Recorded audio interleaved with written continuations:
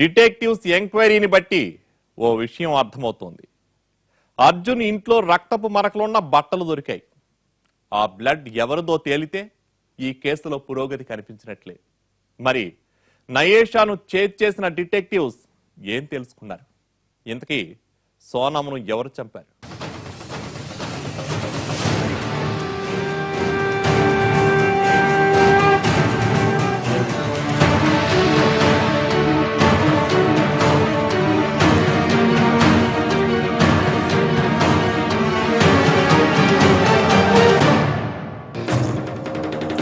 ఏయ్, మమ్మల్ని చూసి ఎందుకు పారిపోతున్నావు? అది కాదు సార్, మీరు మాటి మాటికి నన్ను ప్రశ్నిస్తుంటే భయం వేస్తోంది, అందుకే ఇలా. నీకు అర్జున్ తెలుసా? తెలుసు సార్.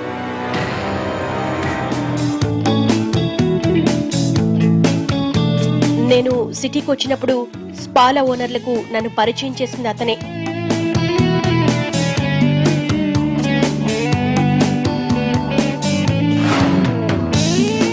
అంతేకాదు, సోనం ఇంట్లో నేనుండేందుకు వీలుగా తనే ఓ ఇంటి ఓనర్తో మాట్లాడి పెట్టాడు.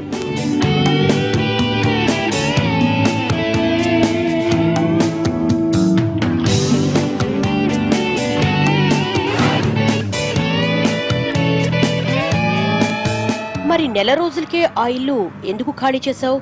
అది నా బాయ్ ఫ్రెండ్ రాజేష్ తో ఉందామనే ఉద్దేశంతో ఖాళీ చేశాను.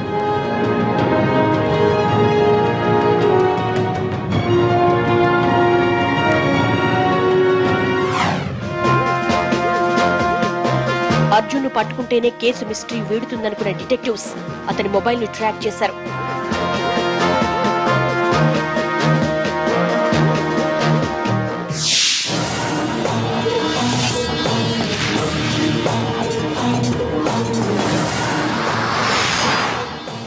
నేహతో కలిసి నేపాల్ వెళ్లిపోయేందుకు ప్రయత్నిస్తుండగా అతన్ని పట్టుకున్నారు.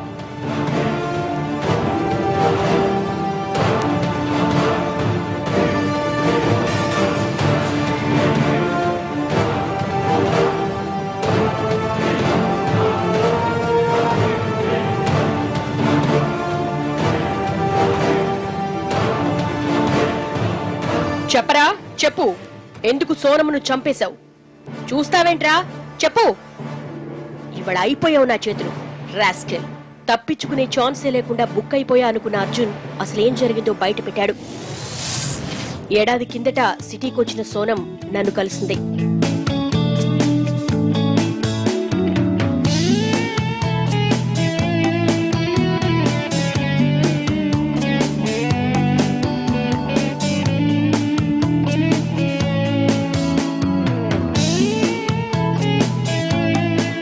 ఉద్యోగం చూసి పెట్టమంది.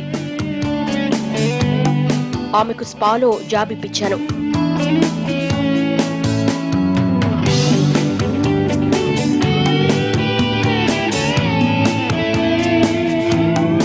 ఓ అద్దె ఇల్లు కూడా చూపించాను.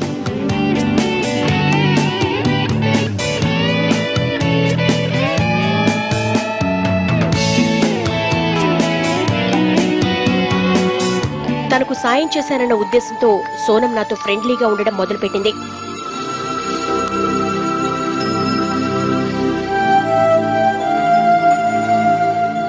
నాపై నమ్మకంతో నెల నెలా తన సంపాదనలో కొంత నాకిచ్చి దాచమనేది.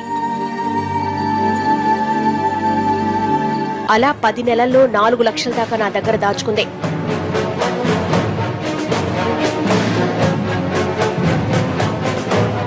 నెల కిందట తన డబ్బులు వెనక్కివ్వమని అడిగింది.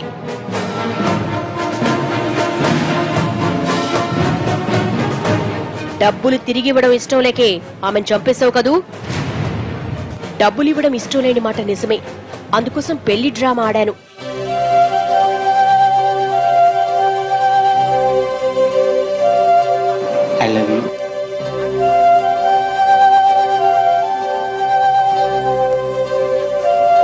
సోనమును ప్రేమిస్తున్నానని చెప్పి సీక్రెట్ గా పెళ్లి చేసుకున్నాను.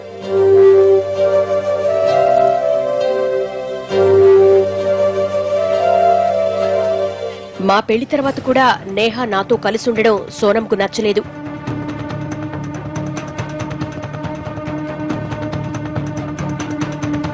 ఎలాగైనా నేహాను అడ్డు తొలగించుకోవాలనుకుంది.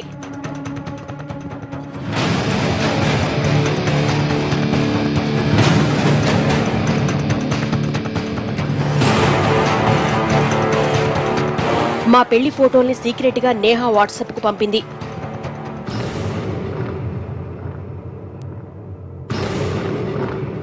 సోనం పంపిన ఫోటోలను చూడగానే నా కోపం వచ్చింది. నన్ను ప్రేమిస్తున్నానని చెప్పి సోనంని పెళ్లి చేసుకున్నావు. నువ్వు నన్ను చీట్ చేశావు. నేహా, పొరపాటు పడుతున్నావు. నువ్వంటే ప్రాణం నాకు. పరిస్థితుల వల్ల అలా చేయాల్సి వచ్చింది. అదంతా నాకు అనవసరం. నీకు నేను కావాలో సోనం కావాలో తేల్చుకో. ఆ రాత్రి బాగా ఆలోచించాను. సోనంకివ్వడానికి నా దగ్గర డబ్బు లేదు. సోనం కంటే నేహా అందంగా ఉంటుంది. పైగా నాకిద్దరు పిల్లలున్నా నేను పెళ్లి చేసుకోకపోయినా నమ్మకంగా నాతో ఉంది. అందుకే నేహాతోనే ఉండాలనుకున్నా. అందుకే సోనంను అడ్డు తొలగించుకోవాలనుకున్నాను.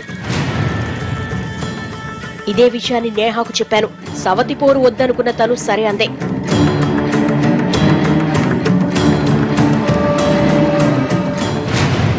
మర్నాడు సోనమును కలిశాను. డబ్బులిస్తాను, సాయంత్రం మా ఇంటికి రమ్మన్నాను. తను సరే అంది.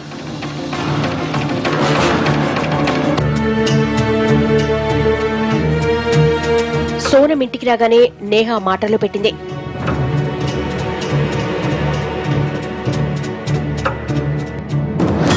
అదే అదునుగా నేను రాడ్డుతో సోనం తలపై కొట్టాను. ఆ దెబ్బకు సోనం కింద పడింది.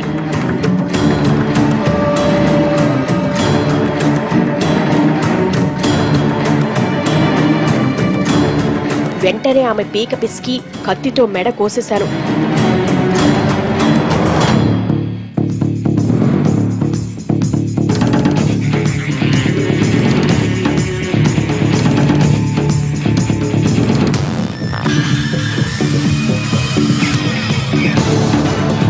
తర్వాత శవాన్ని కారులో తీసుకెళ్లి ఊరి చివర తుప్పల్లో పడేశాం.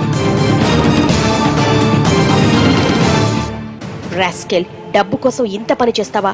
మీ ఇంట్లో దొరికిన డ్రెస్సే మీరు కిల్లర్స్ అని తేల్చిందే. ఇక మీకు జైలే గతి.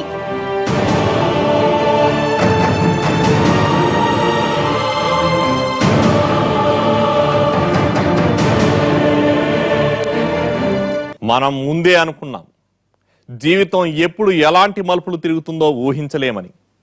ఎక్కడో బెంగాల్ నుంచి సిటీకి వచ్చి స్పాల్లో పనిచేస్తూ మంచి కెరీర్ డెవలప్ చేసుకుంది సోనం. మంచివాడే కదా అని అర్జున్ని నమ్మి అతని దగ్గర డబ్బులు దాయటం తప్పైపోయింది. పెళ్లి చేసుకుందామని అతను అడిగినప్పుడైనా సోనం మరి నేహా సంగతేంటని నిలదీసుకుంటే బాగుండేది. అర్జున్పై గుడ్డి నమ్మకం ఆమె ప్రాణాలపైకి తెచ్చింది. ఇది ఇవాల్టి ఎపిసోడ్. నెక్స్ట్ టైం మరో వాస్తవ గాథను చూద్దాం.